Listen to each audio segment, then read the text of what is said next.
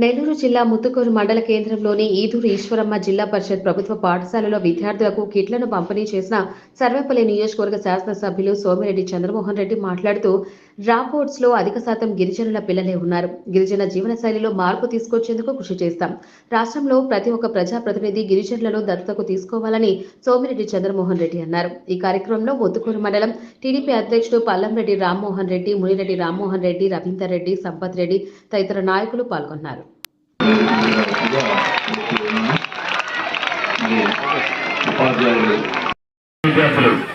Principal madam గారు వారు కూడా వేదిక దగ్గర రాసిగా కోరుతున్నాను. రెసిడెన్షియల్ విద్యార్థులు గౌరవ శాసనసభ్యులు వారి చేతుల మీదుగా ఈరోజు తీసుకోవడం జరుగుతుంది. చాలా అదృష్టంగా భావిస్తున్నాం. నేను గమనించింది ఏంటంటే గిరిజనుల్లో పిల్లలు ఎవరైతే డ్రాప్ అవుట్స్ ఉన్నారో ఎక్కువ మంది గిరిజనులు, ఎవరైతే చదువు మధ్యలో ఆపేసేసి 12 ఏళ్ళకి 11 ఏళ్ళకి పెళ్లిళ్ళు చేసేస్తున్నారంటే గిరిజనులు. దీంట్లో సమూలమైన మార్పు రావాలి. నేను సర్వేపల్లి కాన్స్టిట్యున్సీలో గిరిజనులకు సంబంధించి ఒక గ్రామం అంతకుముందు దత్తత తీసుకున్నా, ఇప్పుడు బైనాంపురం చిన్న సంఘం తీసుకున్నాను.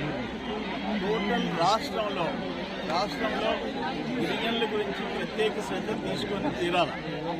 ప్రతి ఒక్కరూ, ప్రతి ప్రజాప్రతినిధి నా కోరిక. ఆ పేదరికంలో మగ్గిపోయే వాళ్ళు ఎవరంటే సమాజంలో గిరిజనులు, అమాయకులు ఎవరంటే గిరిజనులు.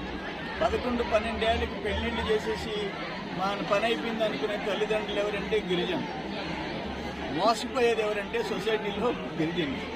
వాళ్ళల్లో మార్పు తెచ్చేదానికి వాళ్ళు మనలాంటి బిడ్డలు అయితే మంచివాళ్ళు, అమాయకులు. అంత మాత్రాన పేదరికంలో అనేక కారణాలతో పేదరికంలో మగ్గిపోతున్నారు.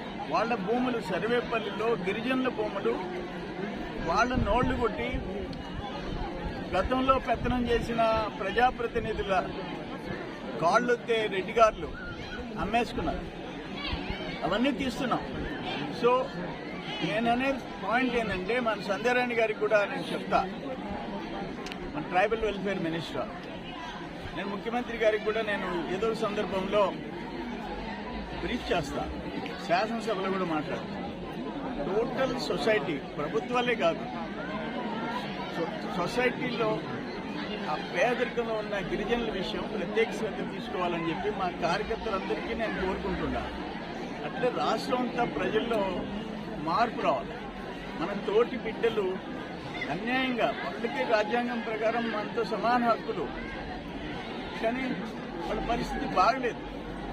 అందుకని అందరం కూడా కష్టపడాల్సిన అవసరం, వాళ్ళ విషయంలో ప్రత్యేక శ్రద్ధ తీసుకోవాల్సిన అవసరం ఉంది. నేనైతే సర్వేపల్లి కాన్స్టిట్యున్సీలో ప్రతి గిరిజన కాలనీ విజిట్ చేస్తాను. అక్కడుండే లోటుపాట్లన్నీ వాటిని పరిష్కరించడానికి తీవ్రమైన కృషి చేస్తాను. ఆ పరిస్థితి మొత్తం రావాల్సిన అవసరం ఉంది.